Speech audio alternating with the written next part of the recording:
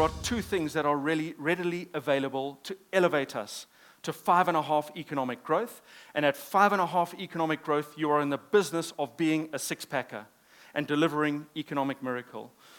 The first thing is gross domestic fixed investment.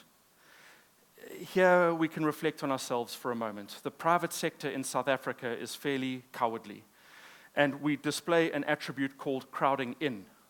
And what crowding in refers to is that private sector in South Africa needs the public sector to go first. You show me yours, and I'll show you mine.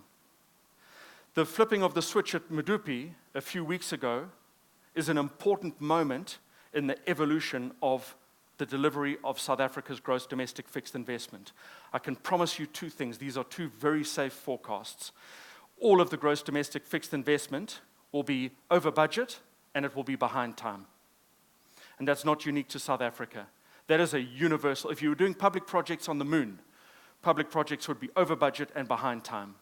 But we are so hard on ourselves. This is the first power station we've built since Majuba, 30 years ago. If we repeat the mistakes, then it translates quickly into foolishness. But this gross domestic fixed investment is a powerful catalyzer of sustained economic growth. And the second is TCIP, which stands for Trade, Capital, Information, and People, and those are the things that can move across border. References already made earlier this afternoon to Africa being this extraordinary story. Of course, Africa isn't a place, but there are some remarkable stories in Africa.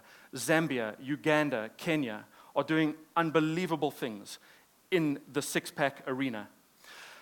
Sub-Saharan Africa is the second fastest growing region in the world. South African business does almost no business with Sub-Saharan Africa when we measure our connectedness to the region.